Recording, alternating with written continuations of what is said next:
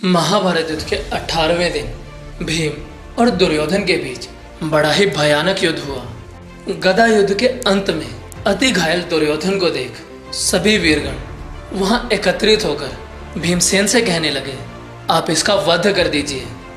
परंतु तभी श्री कृष्ण ने उन्हें ऐसा करने से रोक दिया।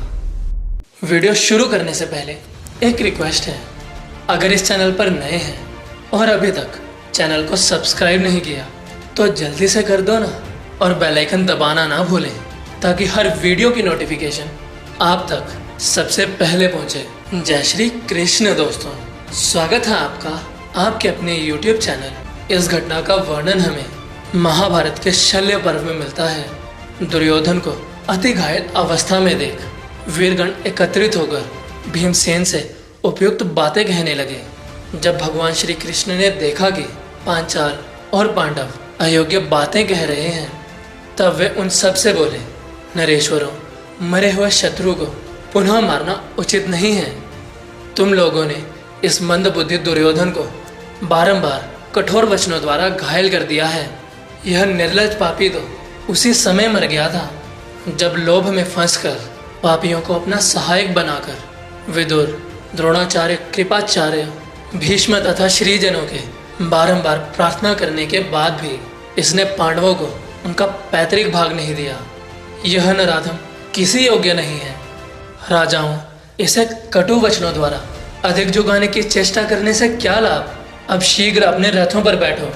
श्री कृष्ण के मुख से यह आक्षेप युक्त वचन सुन दुर्योधन अमर्ष में वशीभूत होकर दोनों हाथ पृथ्वी पर टेक कर बैठ गया। तत्पश्चात उसने श्री कृष्ण को पीड़ा देना आरंभ किया। वह बोला, ओ कंस के दास के पुत्र, मैं जो गदा युद्ध में अधर्म से मारा गया हूँ, इस कुकृत्य के कारण क्या तुम्हें लज्जा नहीं आती है। भीमसेन को मेरी जांघें तोड़ डालने का मिथ्या स्मरण दिलाते हुए तुमने अर्जुन से जो कुछ कहा था, क्या वो मुझे ज्ञात नहीं है। सरलता से धर्मानुकूल युद्ध करने वाले सहस्त्र योद्धाओं को कुटिल उपायों द्वारा मरवा कर ना तुम्हें लज्जा आती है और ना ही इस बुरे कर्म से घृणा होती है। बलवान भूरिश्रावा का हाथ कट गया था और वे आमरण अनशन का व्रत लेकर बैठे हुए थे। उस अवस्था में तुमसे ही प्रेरित होकर महामनस्वी सात्यकी ने उनका वध किया। जो प्रतिदिन शूरवीरों का भारी संहार मचा रहे थे, उन पितामह भीष्म का भी तुमने शिखंडी को आगे करके वध करवाया। अश्वत्थामा के भी सदृश नाम वाले हाथी को मारकर तुम लोगों ने ही द्रोणाचार्य के हाथों से शस्त्र नीचे डलवा दिए। क्या वो मुझे ज्ञात नहीं है। इस नीच धृष्टद्युम्न ने पराक्रमी आचार्य को उसी अवस्था में मारा जिसे तुमने अपनी आंखों से देखा, किंतु मना नहीं किया। पांडुपुत्र अर्जुन के वध के लिए मांगी हुई इंद्र की शक्ति को भी तुमने घटोत्कच पर छुड़वा दिया। तुमसे बढ़कर महापापी कौन हो सकता है। मनुष्यों में अग्रगण्य करण अर्जुन को जीतने की इच्छा से उत्तम पराक्रम कर रहा था। उस समय नागराज अश्वसेन को, जो कर्ण के बाण के साथ ही अर्जुन के वध के लिए जा रहा था, तुमने अपने प्रयत्न द्वारा विफल कर दिया। फिर जब कर्ण के रथ का पहिया धरती में धंस गया और वो उसे उठाने में संलग्न हुआ, उस समय उसे पराजित जानकर तुम लोगों ने उसे मार गिराया।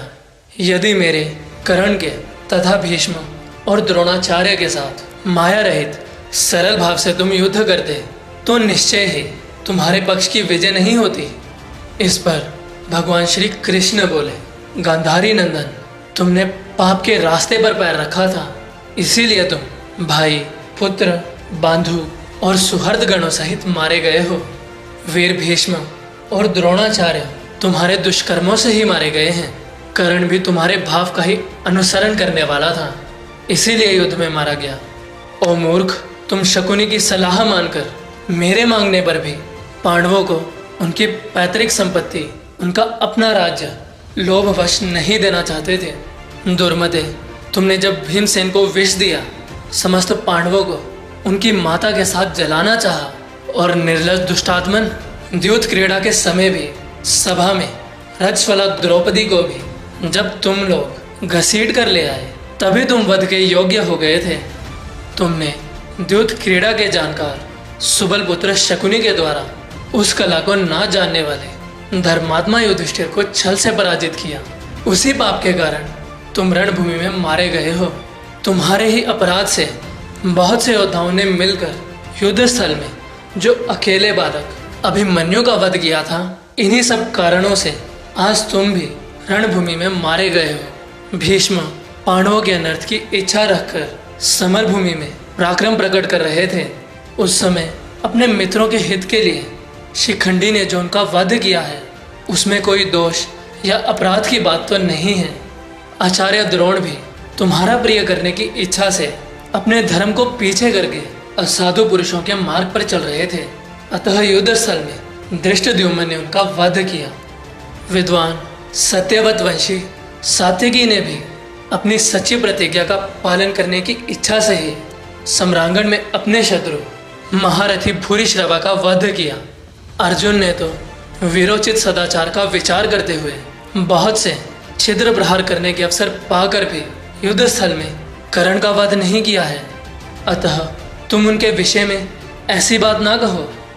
देवताओं का मत जानकर उनका प्रिय और हित करने की इच्छा से ही मैंने अर्जुन पर महानाग अस्त्र का प्रहार नहीं होने दिया। तुम भीष्म, कर्ण, द्रोण, अश्वत्थामा तथा कृपाचार्य विराट नगर में अर्जुन की दयालुता से ही जीवित बच गए थे। याद करो अर्जुन के उस पराक्रम को जो उन्होंने तुम्हारे लिए उन दिनों गंधर्वों पर प्रकट किया था।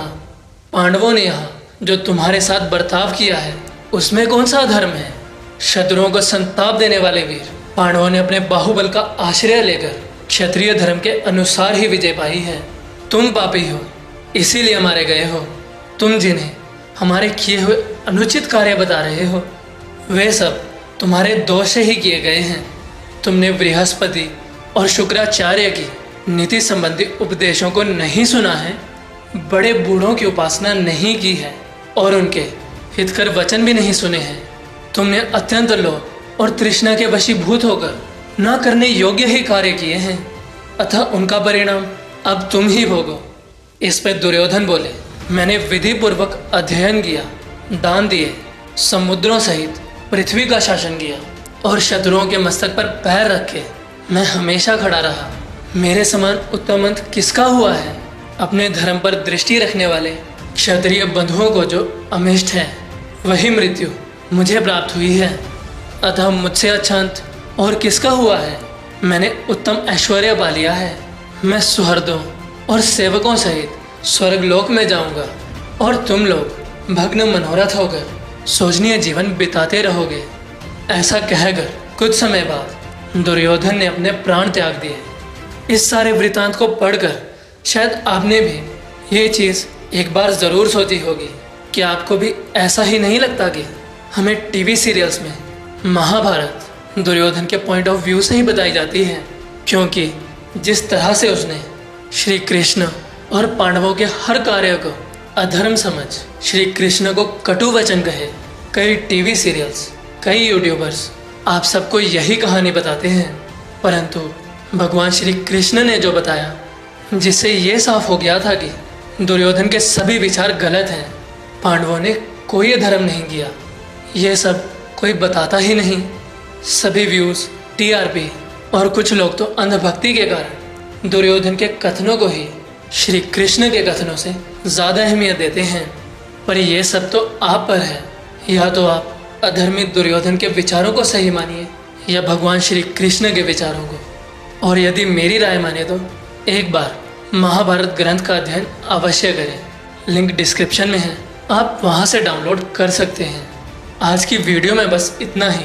अगर वीडियो में बताई खास जानकारी पसंद आई होगी तो वीडियो को लाइक करें, शेयर करें और चैनल को सब्सक्राइब अवश्य करें।